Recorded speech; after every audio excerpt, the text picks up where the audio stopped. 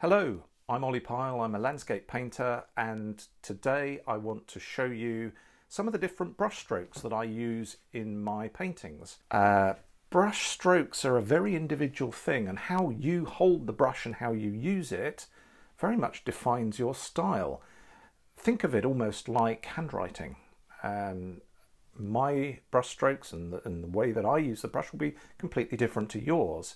And in fact, many artists use all manner of different things to make marks on the paper. And it could be a sponge, it could be a broken twig, it could be the side of a card. All these things have a lot of use. And I love watching artists do that because it's incredibly creative and it creates some wonderful effects. I'm pretty old school. I stick with my brush. I'm going to show you some basic strokes with a few little quick exercises, and let's see how we get on with those. Okay, brush control. Take your number 10 brush. I'm using my Aquafine number 10 here, and just look at the end of the brush. This is a round brush. You can get flat ones and all manner of different shapes, to be honest. But I like using round brushes. They give me a lot of versatility. And there's two main parts that you use. There's the tip, and then there's this bit here called the belly. And I will show you how you can get different strokes using different parts of the brush. Your main stroke that allows you to have a whole range of different shapes, or create a whole range of different shapes, I should say, on the paper, is painting with the tip of your brush. I like to put my brush in the water, take out most of it with a cloth or a piece of kitchen paper, and then go into the colour. Make sure you've got a nicely loaded brush. And with a number 10 size like this, you can put large strokes down by pressing your brush into the paper, and that allows you to cover large areas quite quickly.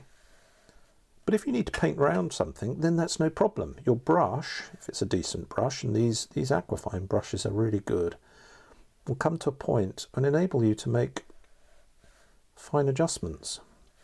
So let's assume that I'm painting a hill around some buildings here, just for argument's sake. And with one brush, I've gone from wide strokes down to small strokes. As you're painting, I think the Chinese do this, who are master calligraphers with their brush, is they roll the brush slightly in their fingers, and it helps it to come to a nice point. So you're ready to go again with a brush that's not all splayed out. Wide brush strokes, and I'm rolling it still in my fingers just to encourage that point to come back if I need it. Ease the pressure, and you've got fine strokes as well. Now that's your traditional brush stroke, but another important brush stroke to have in your armoury, where you get a little bit more energetic with the brush, is a broken brush stroke. And this is perfect for describing rock faces, broken areas of grass or tree bark, things like that, where you need a bit of texture. And hedges as well is really good for hedges. And you're using not just the tip, but the belly of the brush as well. And you're really just making random marks. It sounds a bit scrubby because it is, and you're using the texture on the paper, and you want to allow your brush to just go in fairly hit and miss directions. Let's assume I'm making a hedge here, and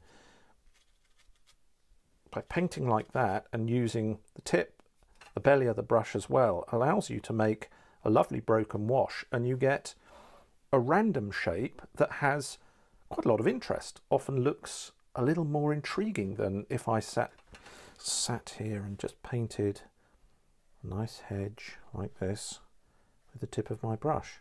Doesn't look so good, does it? Now, very similar to this broken brush stroke is a stroke that I use in an awful lot of my paintings, and it's brilliant for suggesting texture. And it's called dry brushing, but it's not actually as it seems. You do need a reasonable amount of paint in your brush, and the key is moving your brush very, very quickly across the paper and allowing the texture of the paper to define the brush stroke. Now to do that, I hold the brush completely differently. Hold it flat like this, and I want just the belly of the brush to skim across the paper. And it might look quite easy, but believe me, it isn't as easy as it looks. What I'm doing is I'm just allowing the brush to kiss the surface of the paper. It's got plenty of paint in it, and that's where the whole dry brush idea becomes a little bit confusing.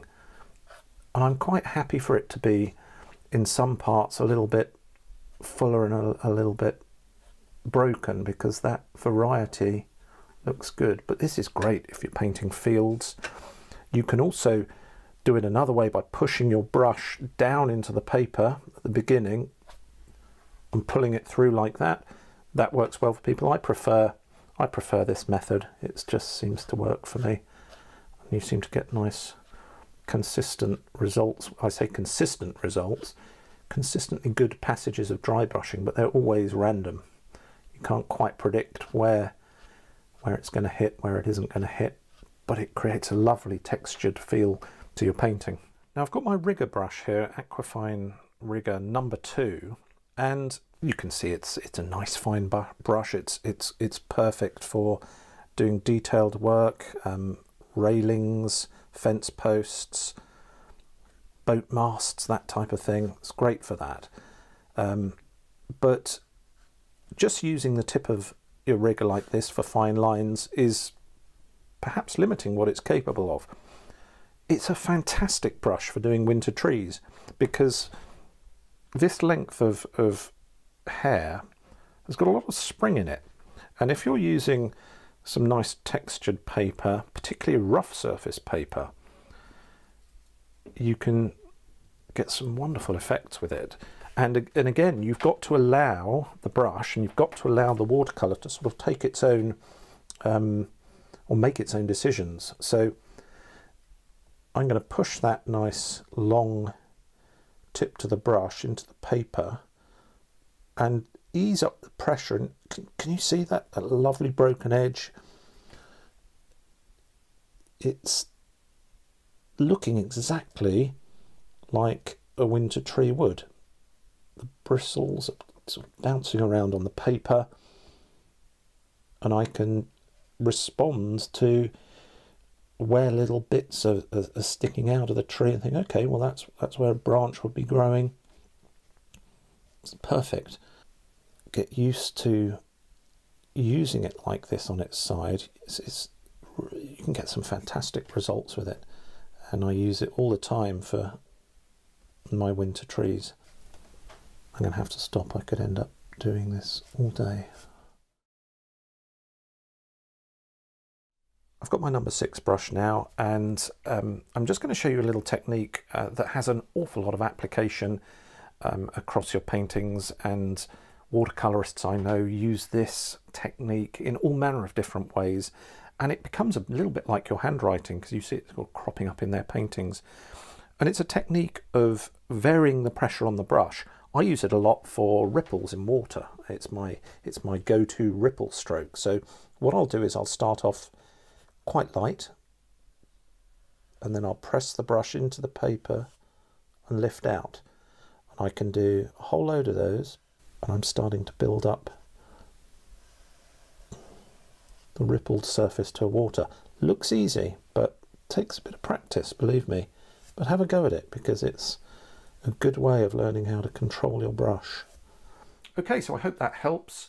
Keep practicing with your brushes. Keep practicing the mark making, and as you develop more skills, use different techniques, use other pieces of equipment to make marks. That's fine, but learn how to use the brush. Brush control is one of the foundational skills of good watercolour painting. So keep doodling, have fun, and I'll see you next time.